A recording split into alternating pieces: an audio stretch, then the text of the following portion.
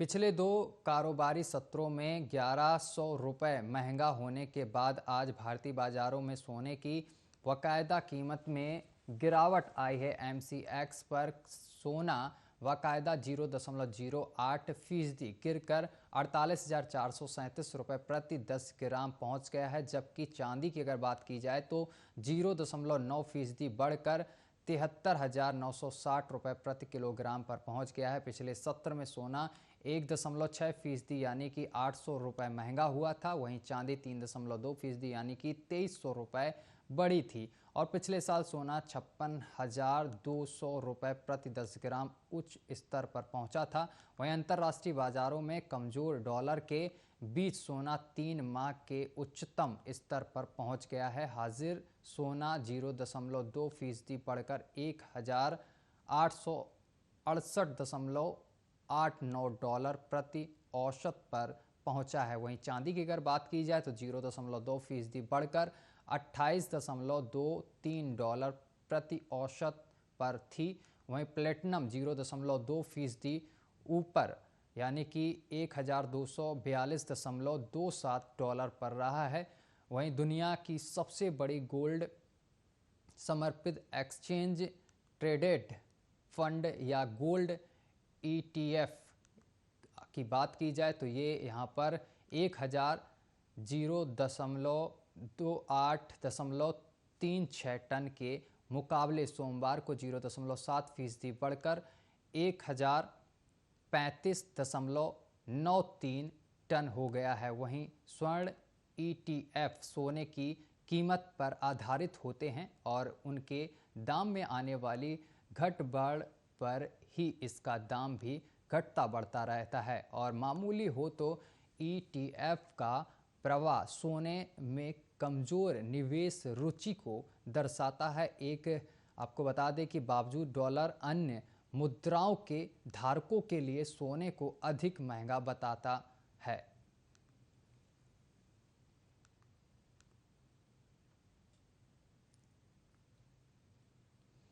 और corona virus से सर्वाधिक प्रभावित देश अमेरिका में अब महामारी की रफ्तार थम गई है और अमेरिका राष्ट्रपति जो बाइडेन ने मास्क हटाकर इसका ऐलान कर दिया है। इसके बाद अमेरिकी राष्ट्रपति जो बाइडेन ने सोमवार को पहली बार घोषणा की कि वे दुनिया के अन्य देशों को 20 मिलियन यानी कि 2 करोड़ कोरोना वैक्सीन भेजेंगे। वहीं व्हाइट हाउस की प्रेस सचिव जेन साकी ने इसकी जानकारी दी है। प्रेस सचिव जेन साकी ने बताया है कि राष्ट्रपति जो बाइडेन पहले ही जॉनसन एंड जॉनसन ही 6 करोड़ वैक्सीन देने की योजना बना चुके थे। अब इसमें फाइजर और मॉडर्ना की वैक्सीन भी शामिल हैं और कोरोना वैक्सीन की इन खुराकों की जून के अंत तक सप्लाई की जाएगी। व्हाइट हाउस से जुड़े सूत्रों के मुताबिक अपने यहाँ से कोरोना संकट खत्म करने के बाद अब अमेरिका दुनिया भर से महामारी को खत्म करने पर ध्यान केंद्रित कर रहा है और यह जो सिर्फ पहला कदम है। राष्ट्रपति जो बाइडेन पहले ही वादा कर चुके हैं कि वैक्सीन आपूर्ति के मामले में देश दुनिया का सत्रगार बनेगा।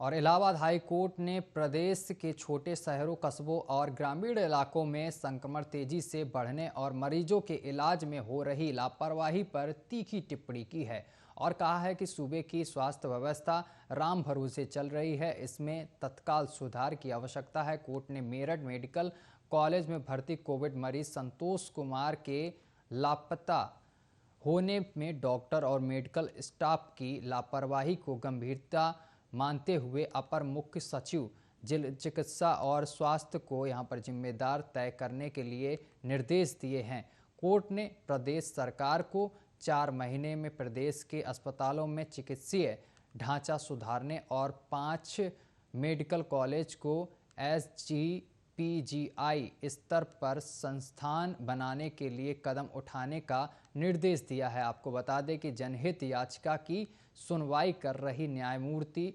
सिद्धार्थ वर्मा और न्यायमूर्ति अजीत कुमार की पीठ ने कहा है कि वर्तमान में प्रदेश में चिकित्सा सुविधा बेहद नाजुक और कमज़ोर है। यह आम दिनों में भी जनता की शुरुआतों को यहाँ पर ज़रूरतों को पूरा करने के लिए पर्याप्त नहीं है। महामारी के दौर में इसका चरमराना जाना यहाँ पर स्वाभाविक है। और कोर्ट ने आगे कहा है कि प्रदेश के 20 बेड वाले सभी नर्सिंग होम में कम से कम 40% बेड आईसीयू हों और इसमें 35% वेंटिलेटर हों।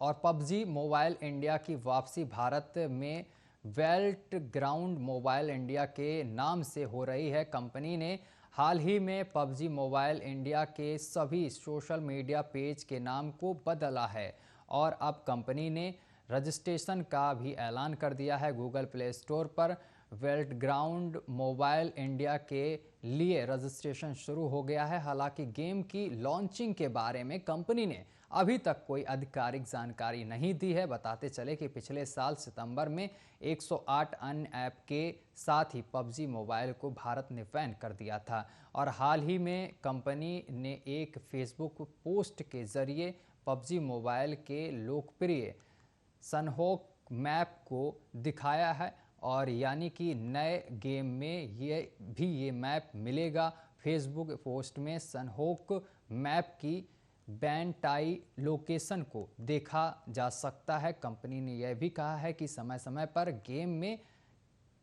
कंटेंट जोड़े जाएंगे और ऐसे में उम्मीद की जा रही है कि वेल्ट ग्राउंड मोबाइल इंडिया काफ़ी हद तक पबजी जैसा ही होगा।